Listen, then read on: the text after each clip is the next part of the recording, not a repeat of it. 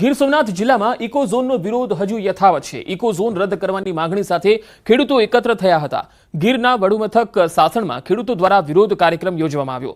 આજે સાસણના ભાલછેલ હેલિપેડથી ટ્રેક્ટર તથા bike rally સાથે ખેડૂતો મોટી સંખ્યામાં વન વિભાગની વડી કચેરીએ પહોંચશે, જ્યાં ઇકો ઝોન રદ કરવાની ઉગ્ર માંગ કરવામાં આવશે। આ આંદોલનમાં મહિલા ખેડૂતો પણ મોટી સંખ્યામાં જોડાયા। ઇકો ઝોનનું પ્રાથમિક જાહેરનામું બહાર પાડ્યા અને 60 દિવસની મુદત પૂરી થઈ ગઈ છે।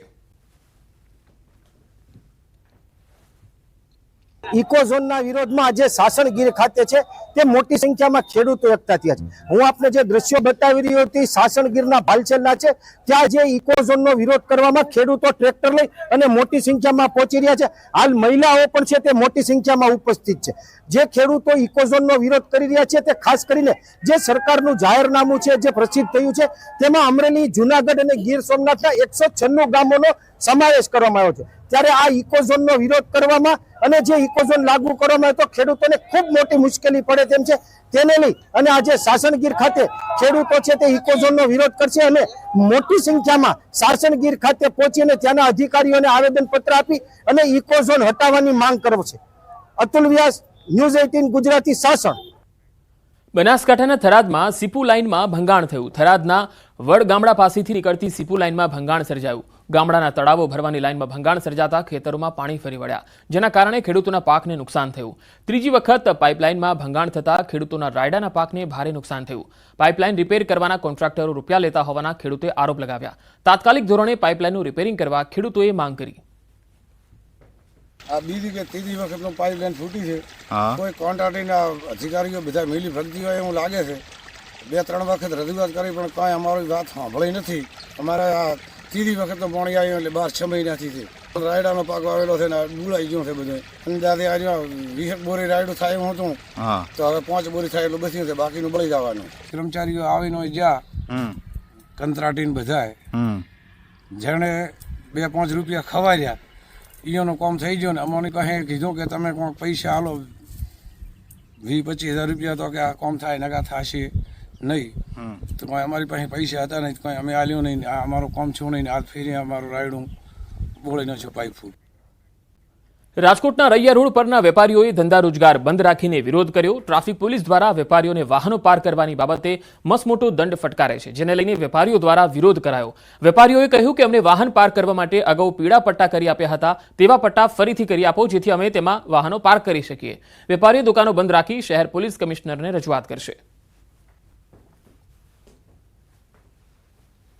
રજૂઆત અમારે એ જ કરવાની કે જે તે સમયે અમને યલો બેગ મારી દીધો હતો અને અમને દંડથી બચવાની જગ્યા અને લીટો આપી દીધો હતો, તો એ જ ફરીથી રજૂઆત કરવાની છે કે ભાઈ અમારે પાછો આ યલો બેલ્ટ મારી દો, જેથી કરીને ટ્રાફિક અધિકારીઓ અવારનવાર આવતા હોય તો એના ધ્યાનમાં બી રહે ને કે ભાઈ યલો બેલ્ટની અંદર વાહન છે તો એને કઈ દંડ નથી કરવાનો। પાર્કિંગનો ઇસ્યુ છે। પાર્કિંગ આજ જે તે સમય પહેલા અહીંયા યલો પટ્ટો મારી ગયેલા હતા, એ યલો પટ્ટો અત્યારે ભૂસાઈ ગયેલો છે તો વ્હાઇટ થઈ ગયો છે। એના કારણે કોઈ પણ અમારા ક્લાયન્ટ આવે કે કોઈ કસ્ટમર આવે છે તો એને 500-700 રૂપિયાનો 2 મિનિટ જ ખાલી ગાડી વાહન પાર્ક કરે છે અને 500-700 રૂપિયાનો દંડ આવે છે। એ દંડ અમે ભરીએ છીએ અથવા અમારે ગાડી ટોચર કરીને લઈ જાય છે। રાજકોટના જેતપુર જૂનાગઢ હાઈવે પર અકસ્માતનો બનાવ બન્યો છે। પીપળવાના પાટિયા પાસે કાર અને બાઇક વચ્ચે ગમખ્વાર અકસ્માત થયો। પૂરપાટ ઝડપે આવતી કારે 2 બાઇકને અડફેટે લીધા, જેમાં એક યુવતી અને 5 લોકોને ગંભીર ઈજા થઈ છે। ખરાબ રોડ રસ્તાના કારણે અકસ્માત થયો હોવાનું અનુમાન છે। કાર અને બાઇક બંને રોડની સાઈડના ખાડામાં ઉતરી ગઈ। તમામ ઈજાગ્રસ્તો પીપળવા ગામના રહેવાસી છે। ઈજાગ્રસ્તોને સારવાર માટે હોસ્પિટલમાં ખસેડાયા છે। તો જેતપુર જૂનાગઢ હાઈવે પરનો આ બનાવ છે, જ્યાં એક કારે 2 બાઇક સવારોને અડફેટે લીધા, જેમાં 5 લોકો ઈજાગ્રસ્ત થયા છે। ખરાબ રસ્તો હોવાના કારણે આ અકસ્માત થયો હોવાનું પ્રાથમિક અનુમાન છે। રાજકોટના ગોંડલ માર્કેટ યાર્ડમાં દેશભરમાં પ્રખ્યાત ગોંડલિયા મરચાની ખરીદી શરૂ કરાઈ। યાર્ડમાં પૂજા વિધિ સાથે ખેડૂતો અને વેપારીઓને કુમકુમ તિલક કરી મરચાની ખરીદી શરૂ કરાઈ। સાથે જ મરચાની હરાજીમાં આવેલ પ્રથમ ખેડૂતને શિલ્ડ આપી સન્માન કરાયું। આજે સિઝનની સૌપ્રથમ 3500 થી 4000 મરચાની ભારીની આવક નોંધાઈ છે। હરાજીમાં સાનિયા મરચાની એક ભારીના 20 કિલોના રેકોર્ડ બ્રેક ભાવ ₹23,113 સુધીના ભાવ બોલાયા। યાર્ડમાં મરચાની હરાજીમાં સરેરાશ ભાવ 3000 થી લઈને 6000 સુધીના ખેડૂતોને મળી રહ્યા છે। ત્યારે ગોંડલના પ્રખ્યાત મરચાનું વેચાણ કરવા ખેડૂતો મોટી સંખ્યામાં ઉમટ્યા।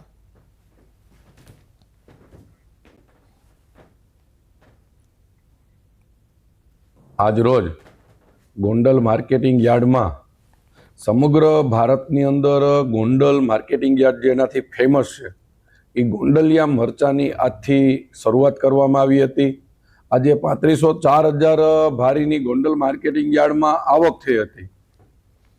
રાજકોટ સિવિલ હોસ્પિટલમાં હાલ લોહીની ઘટ સર્જાઈ છે. દરરોજ લગભગ 80 બોટલ લોહીની જરૂર હોય છે, જેની સામે લોહીની માત્ર 30 થી 40 બોટલ આવી રહી છે. સિવિલ હોસ્પિટલમાં 50% જેટલી હાલ લોહીની ઘટ સર્જાઈ છે. મહિને લોહીની 2500 જેટલી બોટલની જરૂરિયાત હોય છે. હાલમાં 1000ની આસપાસ બ્લડની બોટલ આવતી હોય છે.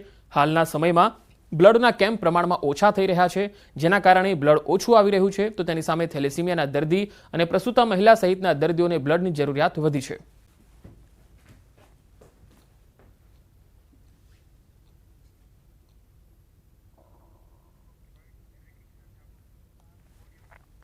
થી 80 જેવી આપણે દરરોજ જરૂરિયાત હોય છે બ્લડની, અને મહિને તમે ગણો તો 2,500ની આસપાસ આપણી જરૂરિયાત હોય છે.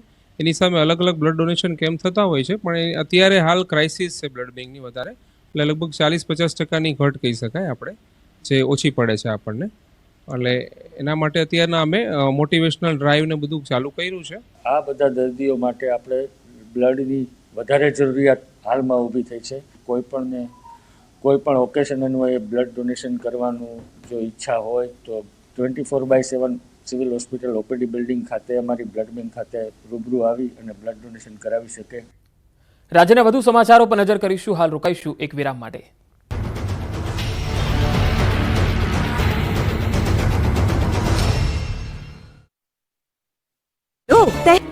ગુજરાતીઓ હવે સ્વેટર, જેકેટ સહિતના ગરમ કપડાં કાઢી રાખજો. હવે કોલ્ડ વેવ અને હાડ થીજવી નાખતી ઠંડી માટે તૈયાર થઈ જજો. આગામી 3 દિવસ બાદ રાજ્યમાં કાતિલ ઠંડીનું મોજું ફરી વળશે.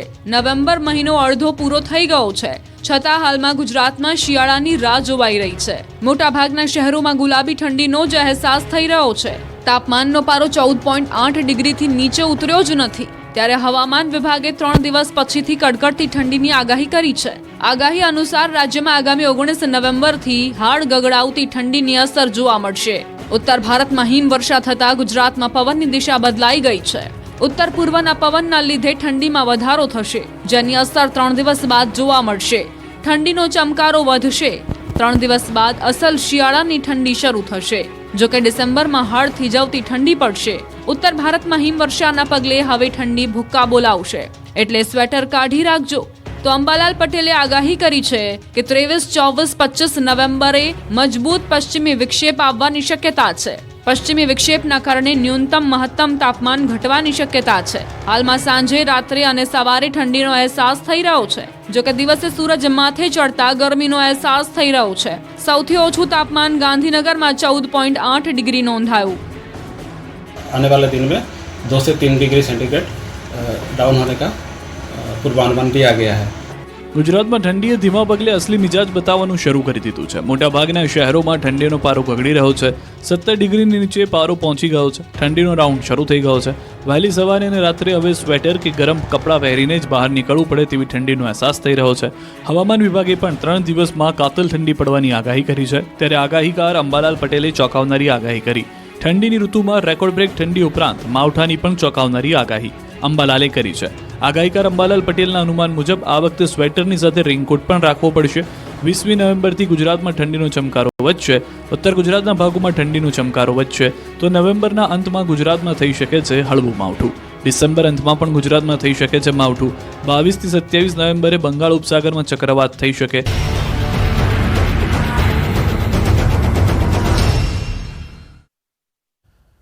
Welcome back. અમદાવાદ કાગડાપીઠ વિસ્તારમાં થયેલી હત્યાનો જે મામલો છે, આ મામલે પોલીસ હવે વધુ માહિતી આપવાની છે. મૃતકના પરિવારજનોએ પોલીસ સ્ટેશનનો ઘેરાવ કર્યો હતો. કાગડાપીઠમાં હત્યા બાદ હવે પોલીસે કાર્યવાહી શરૂ કરી છે. કાગડાપીઠ પીઆઈને સસ્પેન્ડ કરવામાં આવ્યા છે. ફરજમાં બેદરકારી બદલ કાર્યવાહી કરવામાં આવી છે.